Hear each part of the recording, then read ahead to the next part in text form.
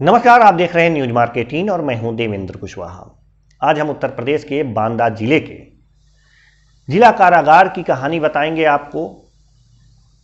उसमें बंद एक ऐसे कैदी की कहानी जिसने इस कहावत को चरितार्थ कर दिया कि जिसको ढूंढा गली गली वो घर के पिछवाड़े मिली। जी हां, 24 घंटे तक जेल प्रशासन उसे ढूंढता रहा।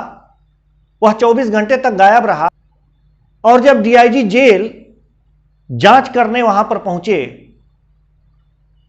तो वह घास के झुरमुटों में पाया गया। उस घास के झुरमुटों में जिसकी सफाई की जिम्मेदारी उसकी थी।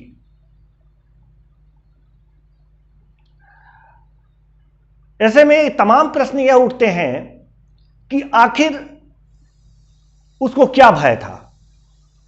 क्या जो जेल प्रशासन है उस विजय आरख नाम के साधारण से कैदी को प्रताड़ित करता है,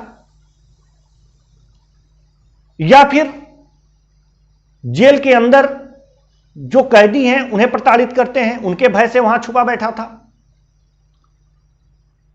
या फिर वहां बैठकर भागने की प्लानिंग कर रहा था। तो आपको बताएं कि इन सवालों में से कोई भी सवाल ऐसा नहीं है जो सटीक हो। दरअसल जब वह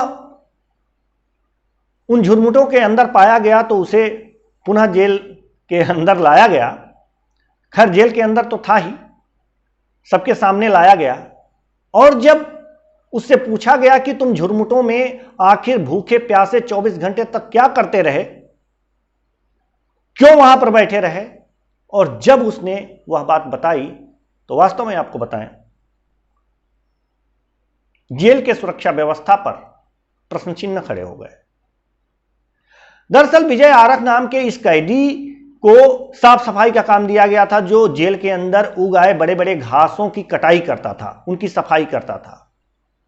और एक दिन सफाई करते करते उसी में एक लंबा सा बांस, जिसे आप डंडा कह सकते हैं, बड़ा सा, वह मिल गया और फिर उसके अंदर जेल की चारदीवारी से भागने की इच्छा जागृत हो गई और इसके चलते वह जेल की छत पर चढ़ा और बांस के सहारे जेल की सर्किल वाल को लांघ गया। लेकिन एक दिक्कत आ गई। दिक्कत यह आ गई कि जब वो बांस के सहारे सर्किल वाल को कूदा तो उसके कमर में काफी चोटें आ गई और यह चोट आने के बाद वह इस काबिल नहीं रहा कि जेल की दीवार, जो मुख्य दीवार होती है, उसको भी लांघ सके। ऐसे में वह जेल के अंदर अगर जो लौटता तो काफी उसकी खातिरदारी होती। इस डर से वह झुरमुटों में बैठा रहा, क्योंकि जेल की बाहरी दीवार को वह लांघ नहीं सकता था। उसके कमर में काफी चोटें आई थी। अगर अंदर जेल के अंदर आता तो उसकी विधिवत खातिरदारी भी की जाती।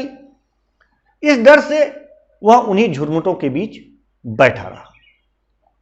लेकिन एक सवाल यह भी उठता है